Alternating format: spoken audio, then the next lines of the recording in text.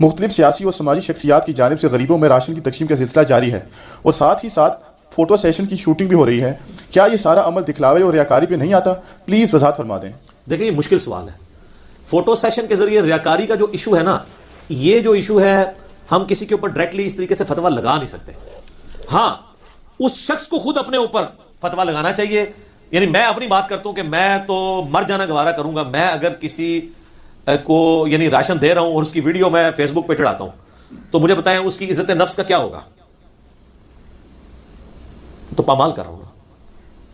اور اللہ معافی دے اگر میں اس کو پیورلی دکھلاوے کے لیے کر رہا ہوں تو مسند احمد میں حدیث ہے جس نے دکھلاوے کے لیے نماز پڑھی اس نے شرک کیا، جس نے دکھلاوے کے لیے صدقہ کیا اس نے شرک کیا، جس نے دکھلاوے کے لیے روزہ رکھا اس نے شرک کیا. یہ تو شرک ہے، ریاکاری شرک اصغر کہا جاتا ہے.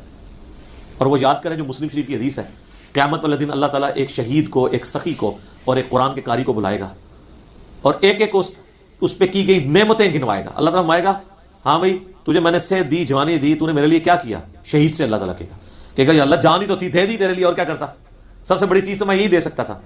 اللہ فرمائے گا تو نے اس لیے جان دی تاکہ لوگ کہیں بڑا بہادر ہے، تو دنیا میں تیری بڑی تعریف ہوئی ہے، میرے ہاں تیرے پاس کوئی اجر نہیں ہے، اوندا منہ کر کے دوزخ میں. سر یہ صحیح مسلم شریف ہے، مولانا شریف نہیں ہے.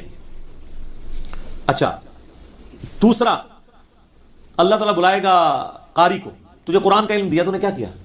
کہے گا یا اللہ میں لوگوں کو قرآن سکھاتا تھا. اللہ تعالیٰ فرمائے گا کہ تو قرآن اس لیے سکھاتا تھا تجھے کہ بڑا عالم ہے، بڑا قاری ہے، تو بڑی تیری تعریف ہوئی. آج کے دور میں اشتہارات میں تیرے ساتھ لکھا بھی گیا مفسر قرآن، یادگار اسلاف، زبدۃ الاولیاء، اور پتہ نہیں کہ کچھ اینی لمحیاں ہوتی ہیں. جا دوزخ میں الٹا منہ کر کے، کوئی اجر نہیں، دنیا میں اجر لے چکا ہے. پھر اللہ تعالیٰ سخی کو بلائے گا، وہ کہے گا یا اللہ میں نے تیری راہ میں اتنا کچھ خرچ کیا، میں نے یعنی آج کے دور میں میں نے تو مسجد میں وضو خانے کے اوپر بھی اپنے نام کی نیم پلیٹ لگوائی تھی کہ یہ ٹوٹیاں فلاں صاحب نے لگوائی ہیں. تو پوچھ سکتا ہے اس مسجد کے نمازیوں سے. تو سر یہ نمازی دھوکہ کہا سکتے ہیں نا. اللہ تو نہیں، مسلم شریف میں حدیث ہے اللہ تعالیٰ تمہاری شکلوں اور مال کو نہیں دیکھتا، دلوں اور اعمال کو دیکھتا ہے. یہ بوتھیوں سے اور یہ اس طریقے سے رونے والی شکلیں بنا کے اور بڑی بڑی پگڑیاں باندھ کے اور تسبیحیں پھیر کے آپ عوام کو دھوکہ دے سکتے ہیں، اللہ کو نہیں. اس کو بھی اوندا منہ کر کے دوزخ میں. لہٰذا سخی کو تو ضرور غور کرنا چاہیے کہیں وہ اپنے عمل کی وجہ سے اپنی نیکی کو برباد ہی نہ کر دیں. ہم کسی کو ایسا کرتا دیکھیں اس پہ فتویٰ نہ لگائیں، کیونکہ قرآن میں اس کے اوپر بھی ترغیب دلائی گی سورۃ البقرہ میں کہ اللہ کی راہ میں اعلانیہ بھی خرچ کرو اور چھپا کے بھی، لیکن پریفر کیا گیا چھپا کے. جو بخاری مسلم دونوں میں حدیث ہے کہ 7 لوگوں کو اللہ کا سایہ، اس کے عرش کا سایہ نصیب ہوگا. ان میں سے ایک شخص وہ ہے جو دائیں ہاتھ سے صدقہ کرے اور بائیں کو خبر نہ ہو. ایک عادل حکمران بھی ہے، ایک وہ ہے جس کا دل مسجد میں اٹک رہا ہو، ایک وہ ہے جو خوف خدا کی وجہ سے روئے، اس کی آنکھوں میں آنسو آ جائیں، ایک وہ ہے جسے خوبصورت حسن نسب والی عورت برائی کی طرف مائل کرے اور وہ کہ مجھے اللہ کا خوف مانے ہے. تو اس میں ایک شخص وہ ہے جو دائیں ہاتھ سے صدقہ کرے اور بائیں کو خبر نہ ہو. تو میرا خیال ہے جو اپنا آخرت میں سیو کرنا چاہتا ہے اپنا ثواب، تو اس کو تو حد الامکان بچنا چاہیے. بعض اوقات جس طرح پرائم منسٹر ہے یا چیف منسٹر ہے، ان بیچاروں کی مجبوری بھی ہے کہ یہ تھوڑا سا فوٹو سیشن کروائے تاکہ عوام کو پتہ چلے واقعی دے رہے ہیں، خالی کہانیاں نہیں کرا رہے. کیونکہ یہ جو مرضی کہنا، ان لوگوں کی جو کریڈیبلٹی اتنی لوز ہو چکی ہوئی ہے کہ لوگ ایون فوٹو سیشن دیکھ کے بھی ماننے کے لیے تیار نہیں ہے. وہ کہیں گے انہوں نے اپنے کو دیا اور یہ وقتی طور پہ پکڑایا، بعد میں واپس لے لیا ہوگا. یہ آپ دیکھ لیں، یعنی اس لیول تک بد اعتمادی ہے ہماری عوام کی اپنے حکمرانوں کے اوپر. تو اس کے لیے ان کو کروانا پڑ جاتا ہے. میرا خیال ہے یہ نہ کروائیں، اللہ سے اجر لینا ہے تو یہ کام نہ کریں. اچھا ایک اور مسئلہ بھی آج کل ہے، وہ کراچی میں ایک شیعہ تنظیم ہے، انہوں نے نام لیے بغیر، چونکہ ہم بالکل اسپیسیفک نہیں، تو انہوں نے کافی اچھا ایک کام این جی او بنائی ہوئی ہے لوگوں کو، غریبوں کو راشن تقسیم کرنے کی. وہ 2 بریلوی مولانا حضرات تھے یا داڑیوں والے تھے کو پریکٹسنگ، وہ چلے گئے. انہوں نے کہا باقی صاحب کے پاس تو ہم جاتے ہیں کچھ نہیں ملا، آپ پہلے ہیں جنہوں نے واقعی ہمیں کچھ راشن دیا ہے. تو انہوں نے ان کی ویڈیو بنا لی یہ بتانے کے لیے کہ ہم واقعی کام کر رہے ہیں، اور وہ ظاہر جسٹیفائی ہیں. دیکھیں جو این جی اوز ہیں نا، انہوں نے آپ سے چندہ لینا ہے. وہ اگر ویڈیو بنائیں گے، اب عیدی والے ویڈیو بنائیں گے، شوکت خانم والے، الخدمت والے جو جماعت اسلامی کی ہے، یہ ویڈیو بنائیں گے تو آپ کو قائل کریں گے نا کہ آپ ان کو چندہ دیں. لیکن گورنمنٹ کو تو ویڈیو بنانے کی ضرورت نہیں ہے نا. گورنمنٹ نے تو آپ کی چمڑی اتار کے بھی آپ کا پیٹرول میں سے 1 لیٹر کے اوپر 50 روپے ٹیکس کاٹ لینا. تو گورنمنٹ کو نہیں کرنا چاہیے، لیکن این جی اوز نے تو آپ کو قائل کرنا ہے کہ ہم لگا رہے ہیں تو ہمیں دے. ٹھیک ہے، ان کا تو حق بنتا ہے. تو انہوں نے ویڈیو بنائی ہے، وہ ویڈیو جیسے ہی نیٹ پہ آئی، وہ ان کے فرقے کے بڑے مولانا حضرات نے وہ دیکھ لی. انہوں نے کہا جناب یہ تو کھانا ہی حرام ہے، تو دوسرا فرقہ ہے. پھر کچھ دیر بعد ہی ان کی اپنی ویڈیو آ گئی نیٹ کے اوپر، بڑی معصوم سی شکل بنا کے کہ ہمیں بڑے علماء نے بتایا. علماء تو پٹھی گلے پڑھا گے، تو آپ ٹھڈ بھر کے کھانے نے تو بھوکھا مارن گے. اچھا تو ہمیں پتہ چلا ہے، ہم آندہ سے وہ ہم نے اس کو رزق کو استعمال بھی نہیں کیا. اچھا میں کہتا ہوں یہ اپنے انہی علماء سے پوچھیں کہ وہ ہمیں قرآن پہ حلف رکھ کے دیں کہ وہ جو ان کے چندہ باکس میں چندہ ڈلتا ہے وہ صرف ان کے فرقے کے لوگوں کا ہوتا ہے، یا ان کو جو زکوٰۃ اور صدقات دینے آتے ہیں وہ پہلے ری کنفرم کرتے ہیں یہ ہمارے فرقے کا ہے، اور صرف فرقے کا نہیں، اس کے بعد یہ بھی کنفرم کرتے ہیں کہ یہ حرام کا ہے یا حلال کا ہے، میں تک نہ، خود سارے حرام خور ہیں ان کے بقول۔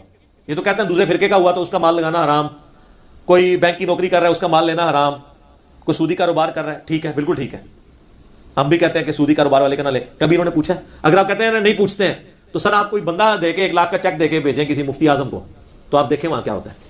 اچھا بعض جو ہے نا وہ اپنے علماء کے پیروں کے واقعات سناتے ہیں، جی میرے بیٹھے جی ایک بندہ 5 لاکھ کا چیک لے کے آیا، جناب مفتی صاحب نے کیا رکھ، وہ بھائی 5 لاکھ وہ تو کیا ہوتا ہے روزہ 5 لاکھ خرچ کرتا ہے، ادھر سے 5 روپے انہوں نے سوٹ دیتے ہیں، وہ سوٹنے کا مطلب ہے 50 لاکھ لیا، ایک یہ مطلب، دوسرا یہ مطلب ہے کہ تیرا 5 مہینے کا لینا ہے، میرے تو کروڑوں پڑے ہوئے ہیں، وہ اس کے ذریعے نا اعتماد بٹھاتے ہیں۔ اب جس کے 5 واپس ہوئے نا اگلی بار 10 لے کے آئے گا کہ حضرت صاحب تو بالکل بے پرواہ ہیں، حالانکہ یہ نہیں نظر آتا کہ حضرت صاحب سے پوچھا جائے کہ حضرت صاحب آپ کی تنخواہ کتنی ہے؟ امام مسجد ہوں گے تو 10,000، خطیب ہوں گے تو 25,000، تو انہوں نے تو ہونڈا سیوک رکھی ہوئی ہے، ساتھ ڈرائیور بھی رکھا ہوا ہے، اور ان کے جو آپ کپڑے دیکھیں گے تو وہ سادہ نہیں آپ کو نظر آئیں گے، اور گرمیوں میں وہ ناردرن ایریا میں اپنی گرمیاں گزارنے بھی جاتے ہیں، تو وہ کہاں سے میٹ ہو رہا ہے؟ آپ کے چندوں سے۔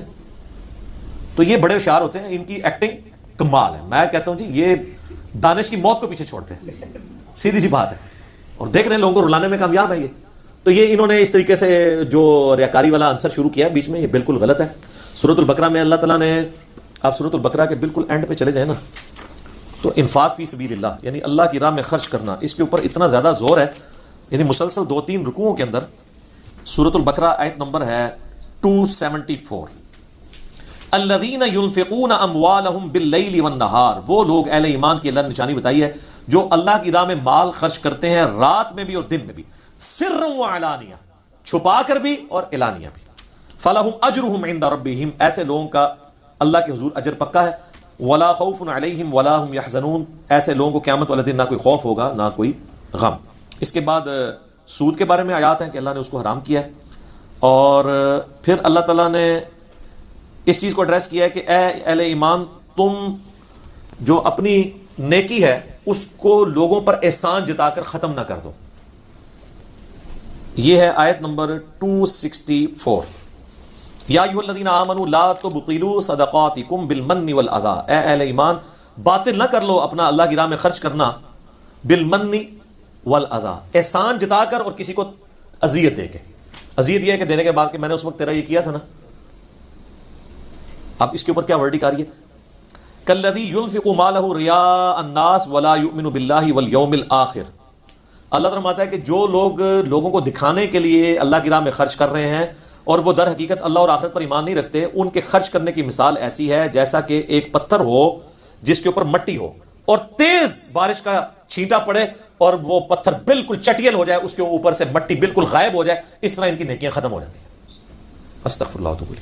اس کے بعد پھر اللہ تعالیٰ نے آگے جا کے ایک اور مثال دی ہے کہ یا پھر مثال ایسی ہے کہ تمہارا کوئی ایسا باغ ہے جو کھجوروں اور انگوروں کا ہے، اس کے نیچے نہر بھی بہہ رہی ہے، وہاں پہ پھل بھی لگتے ہیں اور یہ تمہارا ذریعہ معاش ہے، اور تمہاری موت کا وقت بھی قریب ہے اور تمہارے چھوٹے چھوٹے بچے بھی ہیں اور تمہیں ان کی فکر بھی لگی ہوئی ہے کہ اچانک کہیں سے آگ کا بھگولا آئے اور وہ سارا باغ تمہارا برباد ہو جائے، تو جو تمہیں اس وقت غم ہوگا۔ تو اسی طریقے سے جو ریاکاری کر کے اللہ کی راہ میں خرچ کرتے ہیں نا، ان کا بھی عمل کیا ہوا یوں ہی برباد ہو جائے گا، والعیاذ باللہ تعالیٰ۔ تو ریاکاری والا ایشو بہت خطرناک ہے، لوگوں کو اپنا انالیسس ضرور کرنا چاہیے لیکن کسی پہ فتویٰ نہ لگائے، ترغیب دلانے کے لیے بعض اوقات کرنا پڑتا ہے، لیکن یہ جو فوٹو سیشنز والا سلسلہ ہے اور یہ مسلسل اس چیز کو پروموٹ کرنا، اس چیز سے خطرہ ہو جاتا ہے، پھر فتویٰ بے شک نہ لگائیں لیکن ضرور لوگوں کو ترغیب